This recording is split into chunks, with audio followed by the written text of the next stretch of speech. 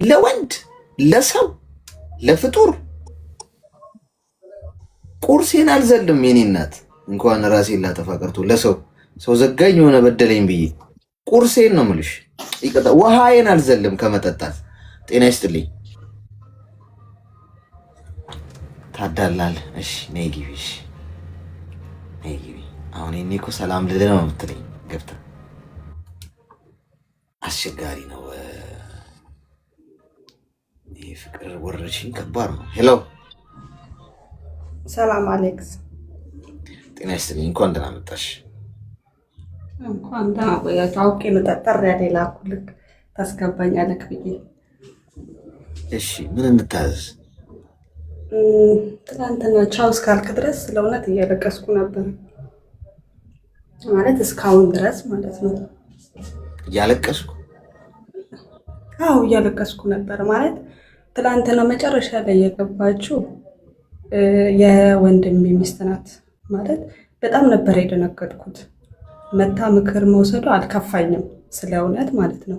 ግን እሱም ልክ ናት፣ ይጠጣል፣ ይቅማል፣ ያጨሳል። ግን ሙሉ ቤተሰብ ነው ስትል በጣም የደነገጥኩት። ምኑ ነው? መጠጥ ቤት አላቸው፣ ሙሉ ቤተሰብ ይጠጣሉ፣ ጠጪ ናቸው፣ መጠጥ ቤት አላቸው። ስለ እውነት እኛ መጠጥ ቤት የለንም።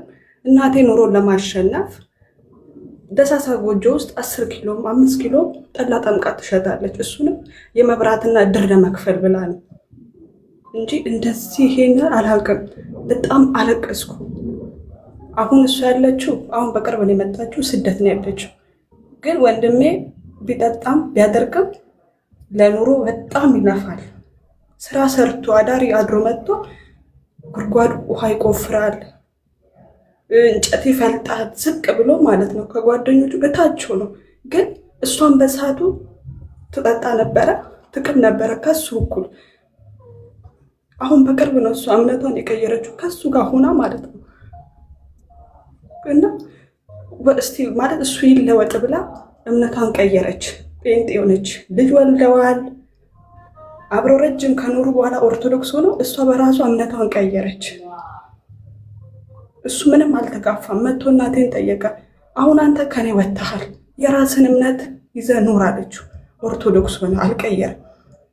እሷ ባሌ ይለወጥልኝ ብላ አዲስ አበባ ኮንፈረንስ ብላ 4 ቀን 5 ቀን አድራ ትመጣለች። እሱ ቤት ሆኖ ማለት ነው። ከዛም እኔ በቤንጤዎች አላውቅም፣ ቅባ ቅዱስ ነው ብላ ይዛ ትመጣለች።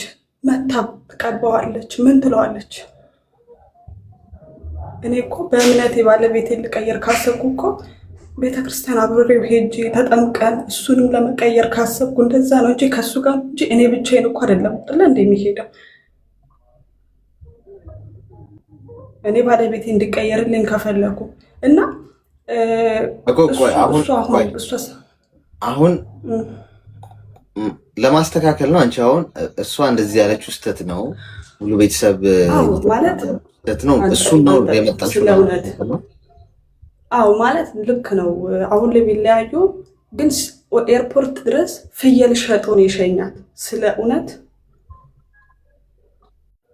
ወደ ውጭ ስትወጣ እሱ ነው ፍየል ሸጦ። ወላኔን ጠይቆኛል። እህቴ ሚስቴ ልትሄድ ነው 10,000 ብር አበድሪኝ ሲለኝ እሺ በቃ ችግር የለውም።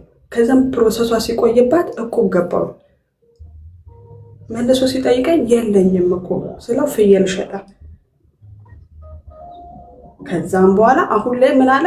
እህቴ አንቺ ከባለሽ ጋር እንደተፋታሽ አትንገሪያት፣ አሁን ኑሮ ተስተካክሏል፣ ከብትም ትገዛልኛለች፣ የሸጥኩትንም ንብረት አሟላልካለሁ ብላኛለች። አሁን ጥሩ ነው። ቆይ እህቴ አሁን ለመሰለሽ፣ ምክንያቱም አሁን አንቺ አሁን በደሉ የደረሰብሽ ሰው አይደለሽም። ማለት አንቺ እህት ነሽ አይደል? መስት ወንድምሽን ፕሮቴክት ልታደርጊ ትችያለሽ፣ ምንም ጥያቄ የለውም። ግን አሁን ይህንን ነገር ማስተካከልሽ አሁን ምንም እኮ ፋይዳ የለውም። ገብቶሻል? ምክንያቱም እዚህ ጋር ማንም ሰው ይህንን ልብ የሚለው ሰው የለም። ልክ ነህ ካሌክሱ። ምን እንደሆነ ታውቃለህ? እኔ አንተ ጋር ልታከም ስመጣ ስለ እኔ ጉዳት ብቻ ሳይሆን ባለቤትንም የጎዳሁትን መናገር አለብኝ። ስለዚህ አንተ የምትሰጠኝ መድኃኒት ልክ አይደለም እኮ። ስለሷማ በቃ እሷ ተናገረች አይደል? እሷ ተናገረች እኮ አይደል? መሆን ያለበትን ነገርናት፣ ሀሳብ ሰጠናት። አንቺ አሁን ተቃራኒውን ነገር ስትይ አሁን ምን ይሆናል? ባክ ኤንድ ፎርስ ነው። አንቺ ለእሷ መልስ ሰጫለሽ፣ ከዛ እሷም ደግሞ ነገር መታ እሷ እኮ ያለችው እንዲህ ነው። በቃ ጀስት ሀሳቡ እንትና መሬት ይዟል አይደል? ወንድምሽም የራሱን ህይወት እየኖረ ነው፣ እሷም የራሷን ህይወት እየኖረች ነው አይደለ? በቃ አሁን እሷ ቤተሰብ ሙሉ ይጠጣሉ ብላ ከነበረ በቃ ትያት። ምክንያቱም ካልሆነ አልሆነም ነው እንጂ ማብራሪያ መስጠት የለብሽም። ማብራሪያው ለማን ይጠቅማል? አንቺም አይጠቅምም፣ ለእሷም አይጠቅምም፣ ለእኛም አይጠቅምም። ጀስት አለች አይደል ወይ ውሸታም ነች በቃ ብለሽ መተው ነው ያለብሽ። ምክንያቱም ሰው በራሱ ከዋሻ የራሱ ነው በውሸቱ የሚወድቅ።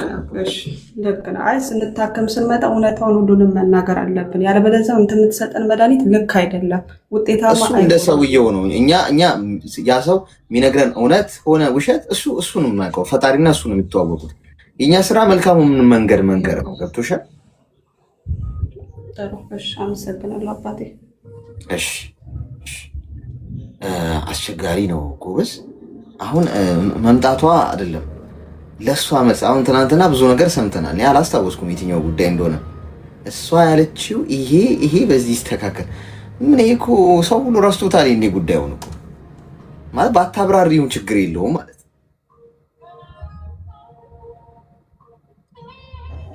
አስቸጋሪ ነው። እሺ ጤና ይስጥልኝ። ሰላም አለይክስ። እንኳን ደህና መጣሽ። እንኳን ደህና ቆያችሁ። እንዴት ነህ?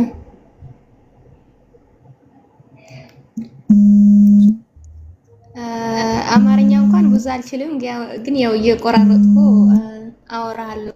ብዙ ጊዜ አዳምጣለሁ እና አንዳንድ ትምህርት ወስዳለሁ። ስልክሽ እየጮኸ ነው እና ያው ዛሬ ደግሞ እኔ ስለራሴ ህይወት ምክር ፈልግ። ስልኳ እኮ እየጮኸ ነው አይደለ ጋይስ? ገና ሳትጀምር የፍቅር ጉዳይ ነው ማለት ነው። እዚህ ስትገቡ የሚደውሉት ቦይ ፍሬንዶቻችሁ ናቸው። ይሰማል? እየደወለች ነበር። ማዳም ይሰማል? አዎ። የማዳም ነገር በጣም ከባድ ሆኗል። መርፌ መስጠት አለብን። እሺ ንገሪኝ። እሺ ያው እንዳልከው የፍቅር ነው፣ ግን ምክር ልትሰጠኝ ፈልጌ ነው። አጀማመሩ በፌስቡክ ነው የተዋወቅ ነው እና በፌስቡክ ተዋውቀን ለ2 ዓመት ተደዋወልን። ከዛ በኋላ ተጀናጅንን። ያው ሴት ልጅ ብዙ ጊዜ የሚሸውዳት ከሀገር ውጭ ስትሆን እድሜ ሄደዋል በቃ መውለድ አለብኝ ምናምን ብላ ትሸወዳለች። እና እኔ ደግሞ መጀመሪያ በእንትን ነው መዝሙር ወደ ስቶሪ አስገብቼ ላክልኝ ምናምን አለኝ። በዛ ይጽፍልኛል፣ እኔ ደግሞ ልክለታለሁ። ከዛ ያው በሰላም ተጀመረን። ለ1 ዓመት ያህል ዝም ብለን በቃ ሰላም እንባባላለን። ከዛ በኋላ ግን ያው ወደ ጅንጀናው ገባን ማለት ነው። እና ከዛ ከዛ እኔ ደግሞ ከተገናኘን በኋላ ተገናኘን። እዚህ ሳውዲ ላይ ነኝ። ተገናኘን። ከዛ ከተገናኘን በኋላ እንዳልኩ በቃ ወልዳለሁ ብዬ በራሴ እሱ እንኳን ጥሩ ባይሆን በቃ በራሴ ኃላፊነት ወስጄ መውለድ አለብኝ።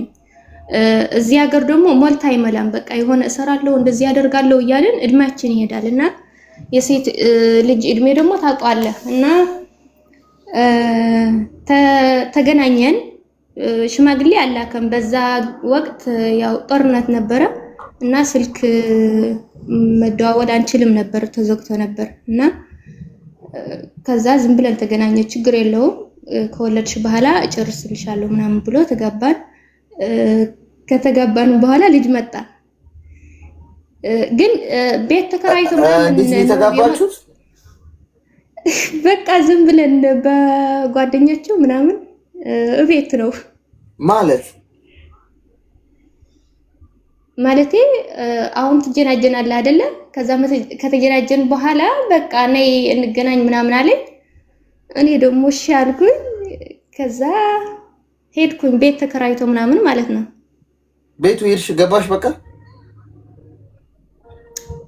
አዎ እሺ ከዛ ከተገናኘን በኋላ ወዲያውን አረገዝኩኝ ማለት ነው። ካረገዝኩ በኋላ እሰራ ነበር እስከ 8 ወር ድረስ ሰርቻለሁ። ከዛ በኋላ ቤት ወጥቼ ቁጭ አልኩኝ ማለት ነው። ከዛ ቤት መውለድ አልቻልኩም። ሕክምና ኦፕራሲዮን ነው የወለድኩ። ብዙ ፈተና አሳልፌያለሁ። ሆስፒታል ነው የወለድሽው? አዎ ሆስፒታል ነው የወለድኩኝ ማለት ነው። እና እዚህ ሀገር ደግሞ ማንም ሰው የለም፣ ልጅ እንኳን የሚያቅፍልኝ የለም። ኦፕራሲዮን ሆኜ ማለት ነው። ያው በእርግጥ እሱ ከጎኔ ነበረ፣ ሆስፒታል ወስደኛል ምናምን እና ሁሉም ኃላፊነት የወሰድኩት ደግሞ ራሴ ነኝ። ብሩም ምንም ሁሉም ነገር። ከዛ ከ3 ወር በኋላ እሱ ባለው ነገር ያግዘኛል፣ ግን ስራ ስለሌለው አያግዘኝም ነበር እና 3 ወር ከሞላኝ በቃ ምንም ነገር የለኝም። ልጄን ይዤ ስራ ጀመርኩኝ። ደግሞ እሱም ተቀየረብኝ ብዙ በቃ የሌለ ባለፈ ህይወት ይሰድበኛል፣ በቃ ችግር ይፈጥርብኛል ምናምን እና እኔ ታግሼ በቃ ዝም አልኩኝ ለልጄ ብዬ ማለት ነው። በዛ ላይ ደግሞ እህት የለኝም፣ እዚህ ማንም ሰው የለኝም የሚያግዘኝ። ራሴን ችዬ ሰራሁኝ። አንዳንዴ ደግሞ እወጣለሁ። ስወጣ ደግሞ ራሴ ነኝ የቤት ኪራይም። ስልክሽ ነው የሚጮኸው? ቆይ አንዴ፣ ስልክሽ ማን ነው የሚደውለው? አዎ አጋጣሚ ከሱ ስለተጋጨሁኝ እሱ እየደወለ ነው። እሺ ብሎክ አድርጊው አንዴ እንዳይደውልብሽ። እሺ ቁጥሩን ብሎክ አድርጊው። ምንም እኮ ማለት እንዴ አንዳንድ ሰው ዲክላይን ሲደረግበት ግግም የሚል ሰው ግን አያበሳጫችሁ ማለት በቃ አንዴ ደወላላ፣ ሁለተኛ በቃ ወይ ከዘጋችሁ፣ ሁለተኛም ከዘጋችሁበት። አሁን ዘግቼዋለሁ። እሺ እንዴ እና ከዛ ራሴን ቻልኩኝ። 1 አመት ቆየሁኝ። ልጄን ደግሞ ዝም ብዬ ወዲያው እንዳልከው እንትን ሆነብኝ፣ ጦርነት ስለነበረ በቃ ይሄ እንትን ደግሞ እዚህ ላይ ደግሞ በረራ አልነበረም እና ለብቻዬ ተቸግሬ አንዳንድ ቤተሰቦቼ ደግሞ እየተበደርኩኝ ምናምን አንተ ተበደር ቢያንስ ለልጅ መላኪያ ተበደር ምናምን ስለው የሌለው ደም የለውም ምናምን ይለኝ ነበር። እዚህ በጣም ሶልድ ከጎኔ ነበር። በእርግጥ ግን አንዳንዴ ስንጣላ ከቤት እንኳን ውጪ ምናምን ይለኝ ነበር እና ከዛ እንደምን ብዬ ራሴን ተበድሬ እስከ 16,000 ሪያል ተበድሬ ያለው። ልጁ አንዳንዴ ይታመምብኛል፣ አለርጂክ ምናምን ይሆንብታል፣ የሆነ ችግር ይፈጠራልና ለሱ እያልኩኝ እስከ 16 ሪያል እንትን አወጣሁኝ ማለት ነው። ከዛ ላኩት ልጄ እንደምንም ብዬ ላኩት ከተከፈተ በኋላ። ከዛ ከላኩት 2 ቀን እንኳን አልቆየም፣ ወደ ስራ ገባሁኝ። እግዚአብሔር ይመስገን በደህና ደግሞ ወዝገባሁኝ። 6 ወር ሰራሁኝ። እቁብ ገብቼ ደግሞ ያለኝ ብድሬ መለስኩኝና ያ የወሰደልኝ ደግሞ ወንድሜ ነበረ። ያው ተቸግሬ ስለነበር በቃ ራሴ እሄዳለሁ ወስድልሻለሁ ብሎ ወሰደልኝ ወንድሜ። አድርሶት ግን ወዲያው ተመለሰ። እሱ ደግሞ ያው ሳያስበው ስለገባ በቃ እመለሳለሁ ምናምን ብሎ ተመለሰ። ለሱ ደግሞ ምሽዋር ለመክፈል ተበደርኩኝ፣ ወደ ችግር ገባሁኝና ከዛ ባጭሩ እሱም ተይዘ ገባ። ከዛ ሲገባ ነይ ግቢ አለኝ። እንዴ እኔ ሳልሰራ ለምንድን ነው ምገባ? ብድር እኮ ነው ትተህልኝ ሄድከው። እኔ ሰው ብድር እየመለስኩ ነው እንዴት ሄዳለሁ ምናምን ብዬ ከዛ እምቢ አልኩት። በቃ እኔ ልምጣ ምናምን አለኝ። እኔ ምንም ገንዘብ የለኝም ምናምን አልኩት። በቃ ችግር የለውም እኔ እመጣለሁ፣ ሴቶችም ይዤ ምናምን ይሄ ምሽዋሩ እመጣለሁ ምናምን ብሎ መጣ። ወደ ምሽዋር ከገባ በቃ ግማሽ መክፈል አለበት ተባለ። ከፈልኩለት 1500 ተበድሬ ከዛ መጣ 1500 መለሰልኝ። ወደዚህ ለመምጣት ደግሞ 3000 ሪያል ያስፈልገው ነበር። ወደዚህና ይሄ ድንበር ላይ ብዙ ችግር አለና ወደዚህና እንዳትጎዳ በኋላ ቢያንስ ለልጅህ ኖርለት ምናምን ብዬ አናገርኩት። እሱም እሺ ብሎ መጣ። የመጣ 3000ን ወደ እንትኑ ምሽዋር የሚባል አለና ይሄ የሚያመጣውን መኪና የመኪናውን ምሽዋሩ ከፈልኩለት 3000። ወዲያው ቤት እንደገባ ያዙት ፖሊሶቹ ማለት ነው። ተይዞ ደግሞ ተመልሶ ገባ።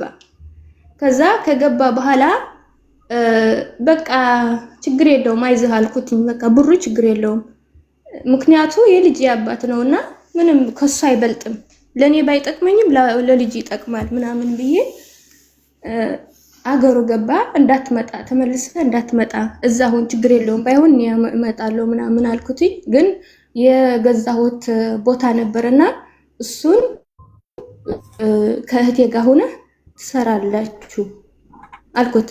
ከዛ እሱም እሺ ብሎ ተስማምቶ እህቴና እሱ አገናኘኋት። አሁን ችግር የፈጠረብኝ ማለት ነው። ሁሉም ችግር የለውም እያንዳንዱ ነገር ተምሬበታለሁ፣ አዳምጣለሁ። እዚህ በልቦናዬ ነው የምወደው፣ አላ አይደለ እያሰብኩ ነው የምወደው። ምን ይጎዳኛል? አሁን እሱ ችግር ስለሆነ ጥሩ እየሆነልኝ ነው። አገር ቤት ከሄደ ጥሩ ሆነ ገባ። እዚህ ሆነ ብዙ ነገር አሳይቶኝ አገር ቤት ሲሄድ ግን በቃ አላ አይደለ ለስለስ ብሎ ምናምን ትዳር እንደሚፈልግ ወንድ እንደዛ ሆነና በቃ ከሷ ጋር ሆነ ብሩ ወደ እህት ያስገባለው። አንተ ደግሞ አንዳንድ ነገሮች ከሷ ጋር ሆነ አግዛት ከራስህ ስራም ጋር ምናምን አልኩት። ከዛ ጭራሽ ከገቡ በኋላ እህቴና እሱ ሊግባቡ አልቻለም። እሷ በዚህ ነገር እንደዚህ ነው ትለኛለች፣ እሱ እንደዚህ ነች ይለኛል። ከዛ አንድ ምረጫ አለኝ፣ ወይ እኔ ላሰራው ወይ እህቴ ታሰራው አለኝ። አይ እንደዛ ከሆነማ እንደፈለክ እህቴ ታሰራው አልኩት። እሷ ታሰራው የምታስቸግር ከሆነ ችግር የለውም እሷ ታሰራው።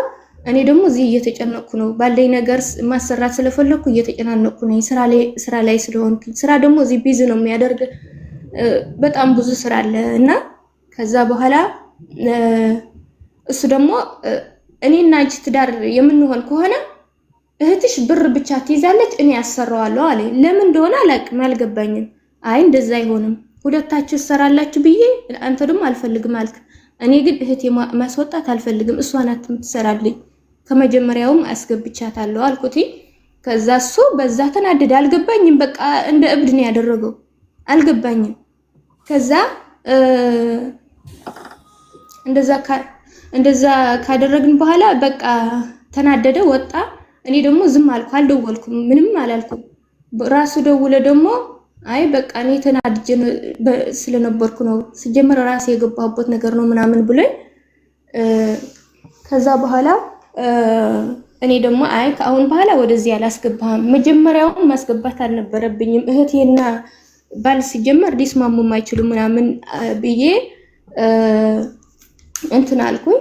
ከዛ አሁን ራሱ ጠይቆ ይሄ ኮንትራክተር አጋጣሚ ሆኖ ይሄ ኮንትራክተርና እህቴ አልተስማሙም መሰለኝ። እህቴ በጣም ጎበዝ ናት። ይሄ መሐንዲስ እያስወሰደች አጋጣሚ ሆኖ ፎቅ ነው የሚሰራውና መሐንዲስ እያስወሰደች ታሳያለች።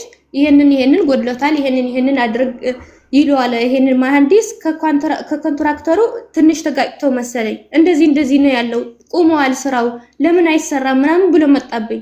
እንዴ ቁመዋል እንዴት ታዲያ ለምን አልነገረችኝም ብዬ እህቴ እንደዚህ እየሰማው ነው ቁመዋል ምናምን ብዬ ስጠይቃት አይ አልቆመም፣ በርግጥ ተጨቃጭቀናል፣ እኔ እንደዚህ ስላደረኩ ተጨቃጭቀናል፣ ግን እሱ አቁም ያለው አላለም አለችኝ። እኔ ደግሞ በቃ እንደዚህ ብላለች ችግር የለውም ስለው ለምን ለኔ አልሰማሽኝም ብሎ በቃ ተቆጣኝ። የኔና የንቺ ህይወት ምንድነው? እኔ ደግሞ በቃ ደከመኝ። አሁን ስራውን አድኩመኝ ጭራሽ የሱ ጭቅጭቅ ደግሞ እኔ እምሬን ደከመ። በቃ ስራው መስራት ለራሱ በቃ እየደከመኝ መጣ እና ምን ማድረግ አለብኝ? በርግጥ ሐሳቤ መግለጽ አልችልም፣ ብዙም አማርኛ ስለማልችል መግለጽ አልቻልኩም። ችግር የለውም። አሁን ምንድነው የምትፈልጊው አንቺ? እና አሁን እኔ አሌክስ ወንድሜ ሁሌ ምክር አዳምጣለሁ፣ አስታውሳለሁ። የምትለቃቸው አጫጭር ቪዲዮዎች ለራሱ በፊት ጀምሬ ከ3 ዓመት በፊት አዳምጣለሁ፣ ከዛም ወስዳለሁ ምክር ማለት ነው። እና አሁን እኔ ምን መወሰን አለብኝ? የኔና የሱ በቃ ይሄ የወጣ የገባ ያቆርጣ አይሄድም። ቆርጣ የማያስኬደው ነገር ምን እንደሆነ አልገባኝም። ምክንያት በፊት ከፈለግሽ ኖረ ከፈለግሽ ሂድ ይለኝ ነበር። አሁን ደግሞ እኔ እስባለሁ፣ የጂን እስባለሁ። በቃ እንደዛ ከሆነ ከላስ ከተጣላን አልደውለትም፣ ምንም አልልም። እሱ እየደወለ ደግሞ በራሱ ተጨቃጭቆኝ ለምን እንደዚህ ያላደረግሽ እህቴ ያለው ጥላቻ አልነግርህ አልችልም። እኔ ከእህቴ ደግሞ ምንም ነገር አልሰማሁም። ችግር ይኖራት አይኖራት አላቅም። እኔ እዚህ ሀገር ውጭ ሀገር ስላለሁኝ የሚወራው የማን ነው እውነቱ አላቅም። ግን እሱ እህቴ ላይ ያለው ጥላቻ ልነግርህ አልችልም። እኔ ደግሞ የሷን ክፉ እየተናገረ መስማት አልፈልግም። በቃ ከጠላሃት ራስ ጥላሃትና እኔ ነኝ ወደዚህ እሳትም ያስገባኋት። ስለዚህ እሷን አትጥላት። ለምን እንደዚህ ታደርጋለህ ስለው ክፉ ከሆነች በቃ ክፉ ነች። እንደዛ ከሆነ እኔ ነኝ ክፉዋ፣ እሷ ሳትሆን እኔ ነኝ ወደዚህ ያስገባኋት። አንዳንድ ነገሮች ደግሞ እነግራታለሁ ስለ ህይወቴ። አይ እዚህ በጣም ወጋ ከፍያለሁ፣ አለቅሳለሁ። እንደዚህ እንዳለቀስኩት በተለይ ደግሞ ያለፈው ህይወቴ ሳስታውስ ማንም ሰው ሳይኖረኝ በሰው ሀገር ሆኜ አንዳንድ ነገር እነግራታለሁ። እሷም እሱ ስለምታውቅ ለሱ ክፉ አመለካከት ባይኖራትም ግን ለኔ የሚጠቅመኝ ነገር ትመክረኛለች። እንደዚህ አድርግ እህቴ፣ በዚህ ተስፋ ትሰጠኛለች። እና አሁን እኔ ምን ልወስን? በቃ ግራ ገባኝ። እሺ እስቲ ሚውት አርጊና አዳምጪ፣ ተረጋጊሽ። ገብቶኛል። ገና ነኝ። አሁን በመሰረቱ ሴት ልጅ የተከበረች ነች። ገብቶሻል? ለዛ ነው ሽማግሌ ልኮ ወንድ ልጅ ማግባት ያለበት። አንቺ መጀመሪያ የሰራሽው ስህተት ምንድን ነው? ቤቱ ሄድሽ ነይ ሲልሽ እና ናቅሽ። ኦፍኮርስ የሚጠበቅ ነው ይሄ። ወንድ ልጅ ሶፋው ያምራል፣ ቁምሳጥኑ ያምራል፣ አልጋው ያምራል፣ ፍሪጁ ያምራል፣ ምንጣፉ ያምራል ብለሽ ከገባሽ ቤቱ መታረጃሽን ጊዜያዊ ነሽ፣ ያንቺ አይደለም። ነይ እያየን እንጨምረዋለን፣ ችግር የለውም እየኖርን እንጋባለን ምናምን፣ ዋናው ፍቅሩ ነው። የለም ህግ ለምን አስፈለገ ታዲያ? ፈጣሪም እኮ ህግ አለው እንኳን ምድር ላይ ቀርቶ። አይ በቃ ፈጣሪ የፍቅር አምላክ ስለሆነ ህግ ምን ያደርጋል? ሰው እንደፈለገ መበጣጠስ አለበት አይባልም። ህግ አለ፣ በሰማይም በምድርም ህግ አለ። መጠበቅ ያለብን መስመር አለው ሁሉ ነገር። ለዛ ነው እንጂ ሰዎች ተፋቅረው በጣም ከንፈው በፍቅር በቃ ፊርማ የሚያስፈልግም 80ም ሽማግሌ የሚያስፈልግም በቃ እነዚህ ሰዎች ተፋቅረዋል ይጋቡ አይደለም። የሰው ልጅ በጣም አደገኛ። ህግ ኖሮ እንኳን የሰው ልጅ እያያችሁት አይደል? በትዳር ምናምን አለ ምላችሁ ምድር ላይ እንኳን ህግ ፍርድ ቤት ምናምን ኖሮ የሰው ልጅ እኮ በጣም አስቸጋሪ እኮ ነን እኮ። በጣም ህግ ራሱ ኖሮ አናርፍም፣ እንጥሳለን። ኃላፊነት እንዲሰማው ነው ሰው ፊርማ ያስፈልገው እንጂ እነዛ ሰዎች እኮ ይጠላላሉ። አለምታገቢውን ሰው እኮ አምነሽ ፈቅደሽ ወደሽ እኮ በፊርማ ያረጋግጣሉ። ባሌ እንዲሆን ታማኝ ለሆን ምናምን በችግሩ ጊዜ አብሬው ልሆን ላልከዳት ተባብለው ሰዎች ቃል ኪዳን የሚፈራረሙት 80 ፊርማ የትዳር ስለማይፋቀሩ ወይ ነገ እንዳይለያዩ ተብሎ ፊርማ እንትን እኮ አይደለም እኮ ማቀሳሰር ሳይሆን ኃላፊነት ይሰማዋል። አየሽ ሰው ሽማግሌ ልኮ ሲያገባሽ ቤተሰቦችን ጠይቆ በክብር ቤተሰብ ፈቅደናል ብለው በአግባቡ በህጉ መሰረት ባልሽ ሆኖ ሚስቱ ሆነሽ ስትኖሩ ሪስፖንሲቢሊቲ ያለ አየሽ። እንደፈለገ ሊበሻቀጥ አይችልም። ተነስተ ውጪ ሊልሽ አይችልም። ምክንያቱም ባለቤት ነሽ አንቺ። ባለቤቴ ነች እኮ ይባላል አይደለ? አሁን ሲሮ ሲያስተዋውቃት ሚስቱ አንድ ወንድ ባለቤት፣ እሷም እንደዛው ባለቤቴ ማለት ባለ መብት ማለት ነች በእኔ ላይ። ከእናቴም ከአባቴም በላይ መብት ያላት እሷ ነች። ከእናቷም ከአባቷም በላይ መብት ያለኝ እኔ ነኝ በእሷ ህይወት ላይ ካገባዋት በኋላ ህጋዊ ከሆነ ማለት። አንቺ ግን ያንን አላደረግሽም። ምንድን ነው ያደረግሽው? በቃ በፍቅር ከነፍሽ። ስለዚህ ነገ የሚቀየር አልመሰለሽም። የሰው ልጅ ይቀየራል። ዛሬ ከነፍኩልሽ አበድኩልሽ ያለሽ ሰው ነገ ተቀያሪ ነው። እመኚ። የማይቀየር እዚህ ምድር ላይ ማንም ሰው የለም። በጊዜ የማይለወጥ ሰው እንደዛው እንዳለ የሚቆይን የመሰለኝ ሰው ፍቅሩ ስለነበርሽ አይንሽ አልታየሽም። ቤት ነይ ግቢ ስልሽ ገባሽ። አርግዘሽ ያንን ሁሉ መከራ ብቻሽን አልፈሽ ካለፍሽ በኋላ የመከራሽን ጊዜ እንዴት ትረሺዋለሽ? ነግሬያችኋለሁ።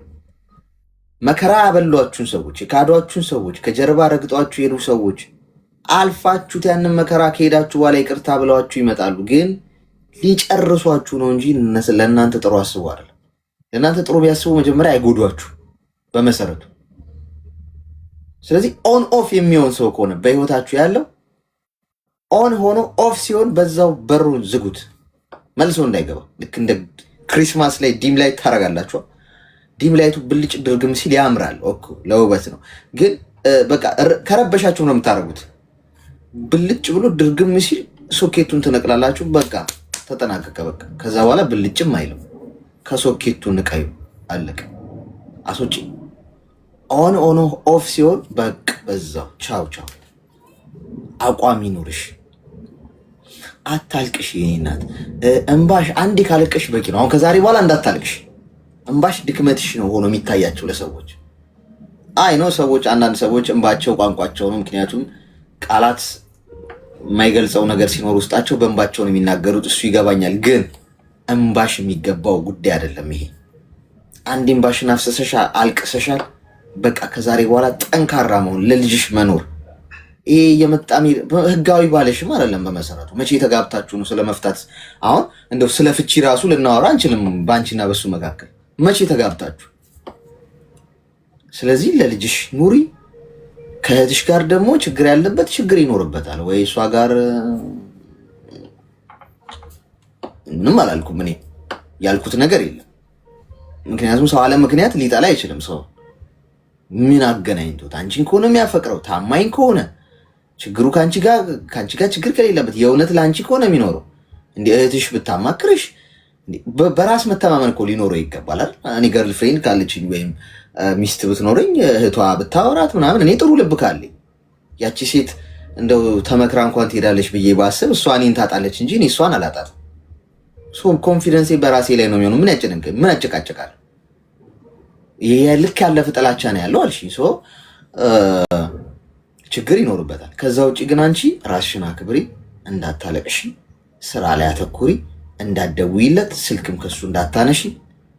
99 ጊዜ ደውልብሻል አለ። ሲም ካርዱን አውጥተሽ ሌላ ሲም ካርድ ከተች ስልክሽ ውስጥ በቃ እንደዚህ አይነት አባት የትም ፈንጭቶ አንቺ በመከራሽና በእርግዝናሽ ጊዜ እንዴትም አድርጎሽ የሄደን ሰው አሁን አባት ነኝ ብሎም ቢመጣ ያሳፍራል።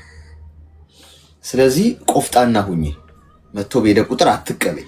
እምቢ ይባላል እኮ ጋይስ። እምቢ ማለት እንልመድ ሁላችን፣ እኔንም ጨምሮ በህይወታችሁ ውስጥ እምቢ የሚባል ቃል ይውጣችሁ። እሺ ጋይስ፣ አትፍሩት፣ አትፍሩት። ሰው ምን ይለኛል እንዲህ ቢሉኝስ፣ ቢርቁኝስ፣ ቢጠሉኝስ? እንዴ ጥሉሻ። እውነትን ተናግረሽ የመሸበት ማደር። እምቢ ብለሽ ብትጠይ ይሻላል እሺ ብለሽ መጫወቻ ከምትሆኝ። እሺ ካልሽ እኮ አያከብሩሽም እኮ። ምንም አቋም እንደሌለሽ የራስሽ ህይወት እንደሌለ ነው የሚያስቡት። ስለዚህ እንደፈለጉ እየሄዱ እየመጡ እንደ ቀዝቃዛ ገንፎ ነው የሚዝቁሽ። እምቢ ስትይ ይጠሉሻል፣ ግን ያከብሩሻል። አቋም ያለው ሰው እኮ ይከበራል ጋይስ። ጦርነት ላይ ያሉ ሁለት የሚጠላሉ ሊጠፋፉ የደረሱ ጦር ተዋጊዎች እንኳን አንዱ አንዱን እኮ ሪስፔክት ያደርጋል በአቋሙ ማለት እንደፈለገ እንደ ሳሙና ሙልጭ ስለማይልና አቋም ላለው ነገር ስለቆመ እሱ እኮ እጠለዋለሁ፣ ልገለው እፈልጋለሁ፣ ግን የሚገርም አቋም ነው ያለው፣ ይሄንን አቋሙን አድንቅለታለሁ እኮ ይባባላሉ እኮ። ሰው እየተጠላላ እንኳን ሪስፔክት ይደራረጋል። ለምን? ላለው ነገር ላለው እውነት ከቆመ ማለት ነው። ሐሳቡን እንኳን ብትቃወሚ ግን ለሆነ አቋም ስለቆመ ያ ሰው ታከብሪዋለሽ። እምቢ በሉ። ተግባባ?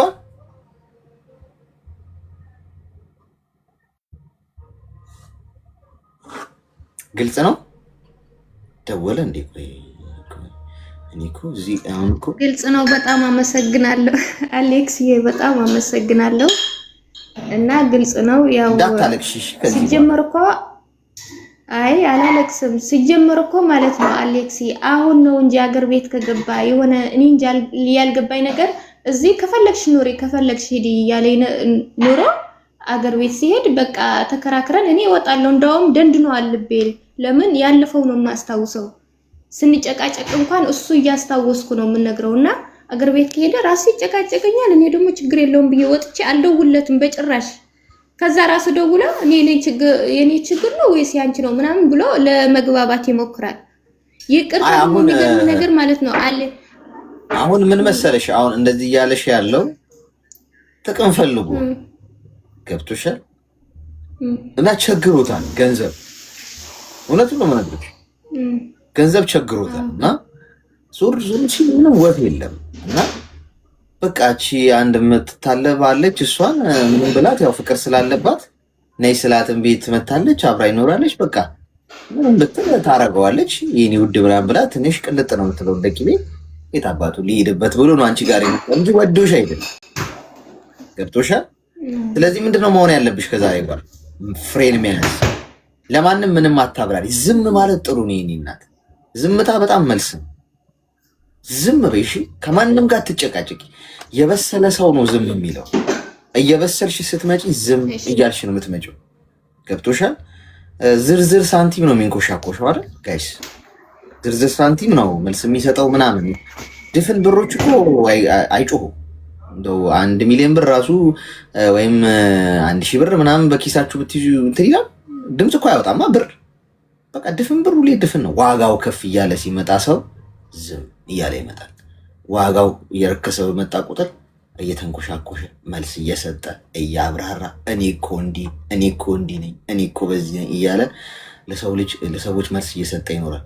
ስለዚህ ዝርዝር ሳንቲም እንዳትሆኝ እሺ። እሺ፣ አመሰግናለሁ አሌክስዬ፣ በጣም ነው የማመሰግነው። እሺ፣ በርቺ። እሺ፣ አመሰግናለሁ። እሺ።